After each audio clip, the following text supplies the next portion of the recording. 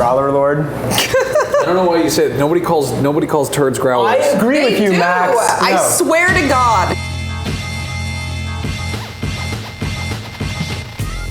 So, Diablo 3 came out this week, right? Yeah. sort of. It was supposed to come out this week. Right. It was a little slow out of the gate. Yeah. So I, like a crazy person, stayed up all night trying to play it, right? And I think everyone was like, oh, you're not going to be able to log in. And I'm like, yeah, okay. Like, obviously, they're going to get hit for a couple minutes. But then, 12:15, 12:30, it'll be fine. No, 1:30, we finally get in. An hour and a half. And that's just because everyone had decided, fuck it, we're not going to try anymore tonight. Everyone went to bed. But that wasn't it, right? Servers were up and down all day that day. They were up and down all day the next day. And the next day, I was supposed to be playing it. Right, for work. To review it. Right. Even though it was already out and the people who were trying to play it had already played it. Right. That's weird. Blizzard's basically like, hey, game journalism.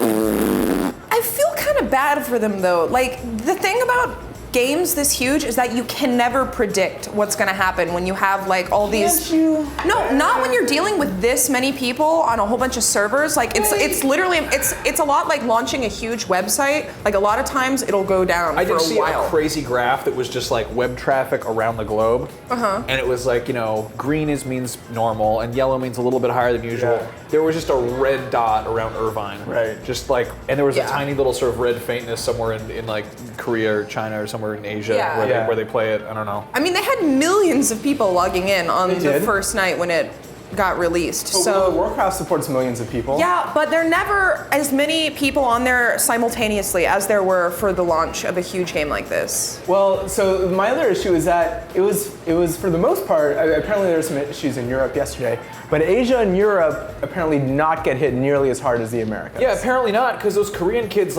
just already beat it like 5 times. Yeah, That's true. They were like, oh, you can't log in? Ha, we already beat the game, screw you. The bottom line is that probably in a week, so Blizzard finally apologized, and in a week, things will probably be ironed out, right?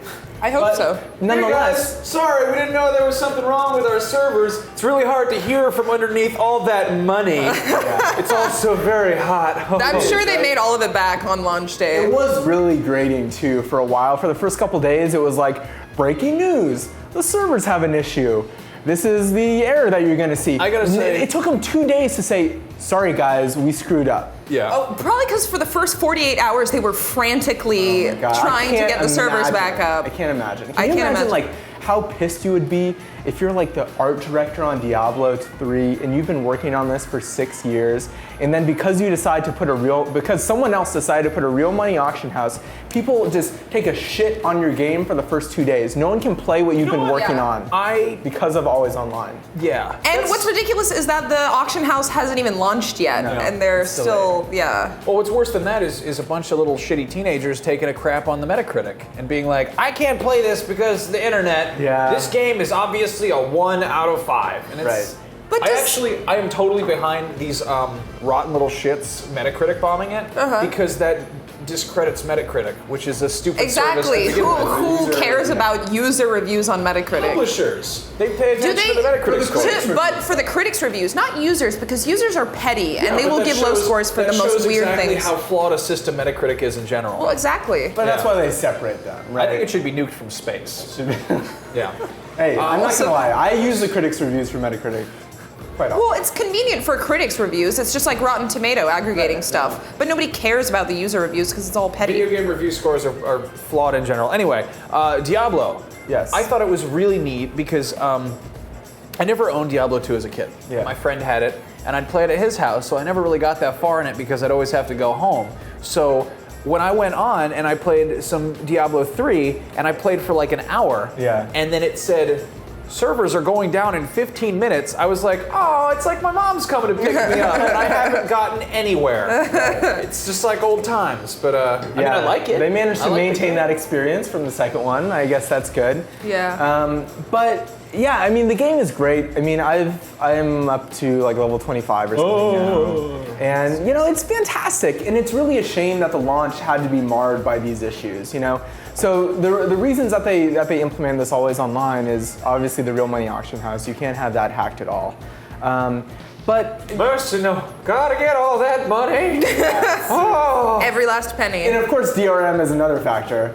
But I mean, and you have to expect that there's going to be a lot of games in the next 5 years that have this kind of requirement. Yeah. But it is still so absurd that that you don't have a sandbox single player. Like I understand if they have to have separate characters and totally separate items and everything like that, but like when it's down, just let me play it, man. Even if it's like some shitty mini game of Diablo, right? I mean, like even if it's just crafting or some shit, just let me do something instead of staring at that. They should have Diablo 1 running inside. That is a great idea. That would be awesome. That was if a great the servers idea. are down, they should just have it in there. Just Like, here you go. Good What idea. was that? Remember Was when it MySpace used to go down and they'd have Pac-Man? They'd have Oh, really? Pac-Man on the main page. If That's MySpace awesome. was broken, they're just like, play Pac-Man. And there's like was it Project Gotham that had like during the loading screens you would play like that little kind of Space Invader-y game. It's awesome. I love that kind of stuff. yeah. A lot of like- games have that kind of stuff. Yeah. It's weird though that you can't turn off the auction house and play without a connection. Exactly, 2 different modes. I'm guessing right? there's something like in the infrastructure there that prevents that from being possible. I guess so, but I mean, I would say that the majority of people who play Diablo 3 will probably have 0 interaction with the real money auction house. I've seen some people online saying that they're making quite a bit of money on it, but Well, it I hasn't haven't- opened yet. Wait, how is that? Or maybe they were talking about the regular auction house, not the real money one. making They made like a whole bunch of gold on it or something. I'm excited to see how that actually turns out once it launches. so weird. Because by that point, I imagine most of the connection problems will be fixed, and then there'll be like a whole other set of problems dealing with the auction I house. scoff at internet dollars, but I once saw a man buying like $300 worth of Zynga farm bucks.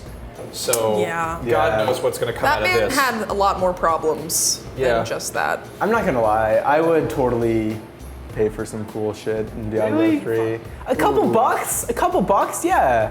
Why not? A few bucks. I mean, for a game like this, it's a little different because people have been waiting for it for so long, and it's Yeah. like something that you play for months and months and months with all your friends. You know and what shit. it's Yeah, I mean, what they really did is they provided a justification to be like, Mom, I have to keep playing this because I can actually make a living off of Yeah. it, This is a right? career. Yeah. There are totally kids who are gonna get rich off of it. I know it. Think so? Totally. Maybe not rich, but they'll make some money I wonder if because they there's don't do anything else.